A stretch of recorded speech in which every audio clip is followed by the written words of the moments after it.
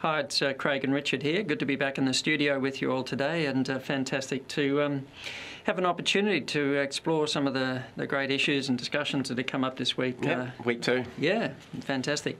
So there's been plenty of good tips going around among the learners, but also a few insights into the causes of anxiety and stress. It's really interesting, actually. Like a lot of you have started to notice as you watch your mind that there are certain ways of thinking, certain habits, certain patterns that cause stress, cause anxiety, and it's very important, I think, to start noticing that. Yeah, and noticing it without the frustration, because that's, just part of diving back into the stress. But the fact that we're noticing that is a sign that the mindfulness is operating. Yeah. We're kind of seeing the processes behind it all. Seeing the source code, the matrix behind behind appearances, which is great, of course. Yeah. If you start having numbers just running up and down the walls in front of you, you've really hit it. Yes, exactly. Dodging bullets. Yeah. And training the puppy in terms of the formal practice. Well, look, there's been lots of interesting stuff about like the formal practice and how much practice to stop worrying and so on. I think the key thing is that stopping the anger or frustration about the worrying, and that often takes a few weeks to, because we notice the worrying and then we dive into another form of criticism, which is judging the worrying. Why do I keep on worrying, etc. It often happens, doesn't it? We notice what's happening, and then that acceptance and the non-judgment kind of lags behind a little bit. We might sort of see what's happening in the mind, but then there's that judgment and reaction to it. Yeah, that's why the attitude, not just the attention, matters so much. But how long it takes, well, that really depends on how long we've practiced worrying and criticising and judging. Because if we've been practicing it for a long time, it's going to take a little bit longer. And it's a funny way to think about it too, isn't it? That maybe before we start practicing mindfulness, we're practicing unmindfulness. We're practicing worrying and anxiety without realising it. Yeah. And if I could encourage just a very subtle shift in focus from trying to stop the worrying, which can be very frustrating, to just losing interest in the worry. I mean, if the worry is the most interesting thing in the world, then we should give it a lot of attention. But I think as we start to notice it and get curious about it, we just realise it's a waste of time and energy. And in a sense, we learn to lose interest in it. And then the influence that it has starts to recede. And the next step, of course, is that gentleness. And I think the metaphor of training the puppy is a great one for that. And a lot of our learners have really gotten a lot out of that. Well, I think that really helps, doesn't it? When we recognise that it's the nature of the mind to wander, and we're not trying to stop that.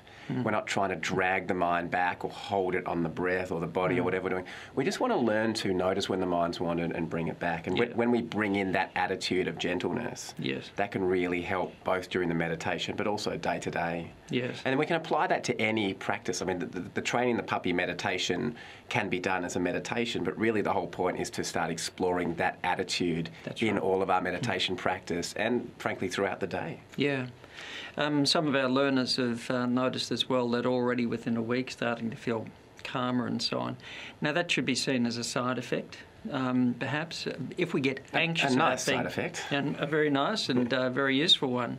If we get anxious about stress, anxious about trying to calm down, try harder and harder to calm down, then sometimes we actually get into the opposite kind of spiral where we accentuate the very thing we're trying to get rid of. So paradoxically, it's not an exercise in trying to relax, but relaxation commonly happens as a result of just being more mindful and open to the moment, even with the stuff we find uncomfortable. It does, but if we start to meditate and we notice anxiety, that's an important thing. We want to notice that. And then the question becomes, can we sit with the physical sensations in the body? Can we just notice them as fight and flight activity in the body? Can we allow the mind to be busy and just to stay present throughout all of that without reacting to it, without getting caught up in it? And that's really, I think, the most powerful thing, to sort of step back from it, to observe it and to allow it to happen. Yeah, in a sense, learning to work with it. Yes. Not to negate or get rid of it, but just learning to work with it. And that's a slightly different emphasis to what many people assume they have to do when they're practicing mindfulness.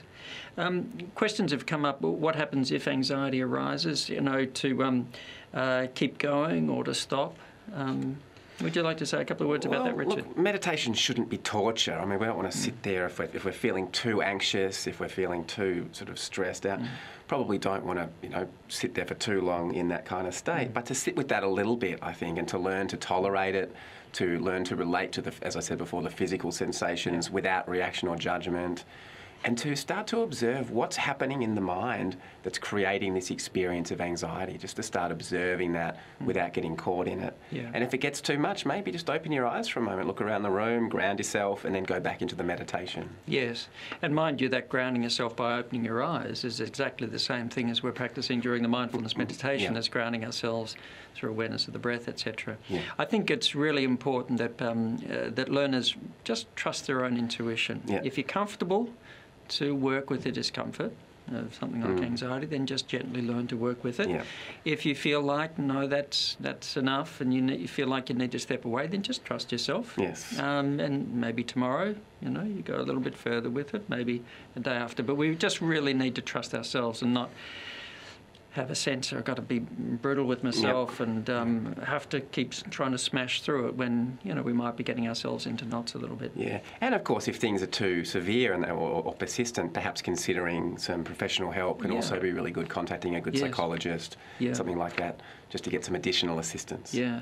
That whole issue of curiosity, I think, is a really important issue. Yeah. But it's come up, being curious about the breath. It's so boring, God.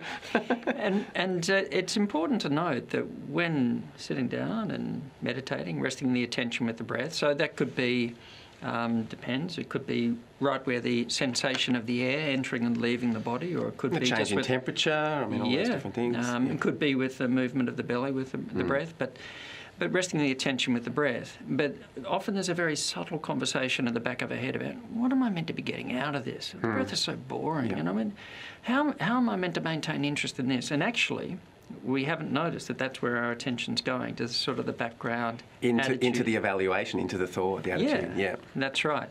And to sort of just be curious enough to notice that there's this very subtle internal commentary running alongside the meditation, and to shift the attention back from that and just back to the tactile experience of the breath. Yeah. So that's the curiosity, is not just about the breath, it's about what's actually happening. That's right. Inside. Yeah. And we also just start to observe that natural habit of the mind just to get bored.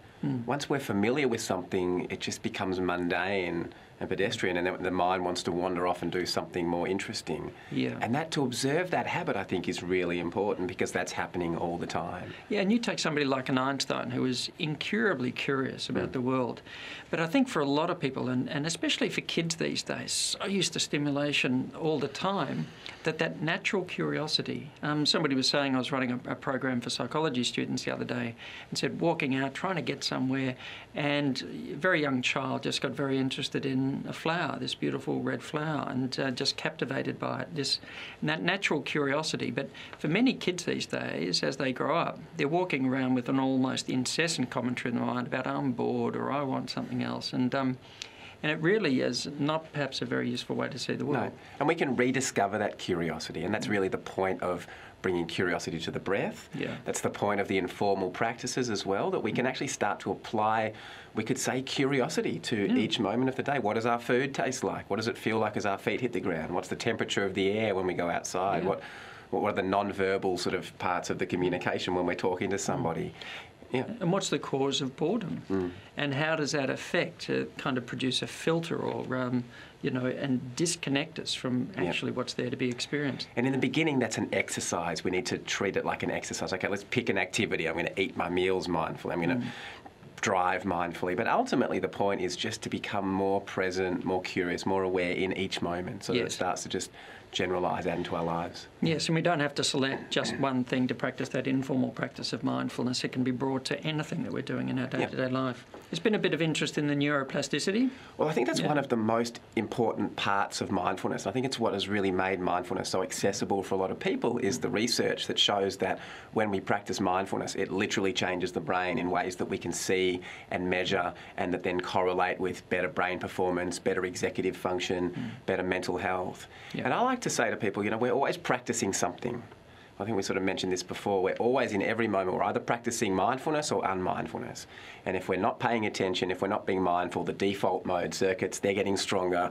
The amygdala's getting a workout, it's getting stronger. And the moment we start to practice mindfulness, the prefrontal cortex starts to strengthen, and we get all those benefits. So I think it's a very useful way of looking at things, literally rewiring the brain. Yes. There's been a question, do we lose brain cells if we're not mindful? Well, we all lose brain cells as we get older.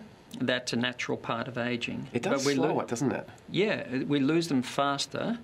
And there's two main reasons for that. And one of the things is that when we're not mindful, the executive functioning areas of the brain get clogged with what's called beta amyloid that leads on to Alzheimer's disease. One of the effects of being constant default mode. But also the stress, the allostatic load of getting anxious about the 1,000 things we've still got to do today. And that wear and tear that causes on the body. The pro-inflammatory cytokines, the cortisol, there's a whole bunch of chemicals that pump out when we do that. And they actually are, in a sense, toxic for brain cells, and it damages the prefrontal cortex. And that's when we're not mindful. Memory circuits, etc. Yeah. And we do know that mindfulness not only makes new connections, but stimulates new brain cell growth, especially in areas of the brain associated with memory and executive functioning. Yeah. So it can go either way. The brain will age, but it ages faster or slower depending on what we're doing. And the brain has its own form of exercise: curiosity, creativity, interaction, learning, mindfulness. All of these things help the brain to stay young. And long-term meditators actually have younger brains. You know, the science shows that it slows the normal age-related cognitive decline. So that's a very useful thing to practice into old age. And people that have leisure activities that engage attention, learning and creative kinds of things, you know, reading, stimulating things, the brain, even in people into their 70s, look like they're people in their 20s. So what we do in our life, how we engage ourselves, really matters. Yeah. So it's been a very rich week. Thank you to everybody who's contributed to the discussion boards. Thank you also to our great mentors, and please follow them. And we've got some good stuff coming up, of course, next week, and we'll be diving further into some of the other aspects, the cognitive aspects of stress and so on, but also looking at complex multitasking and also how it affects performance and learning. The myth of multitasking. That's right. It's very juicy stuff. We'll look forward to being with you next week. See you then.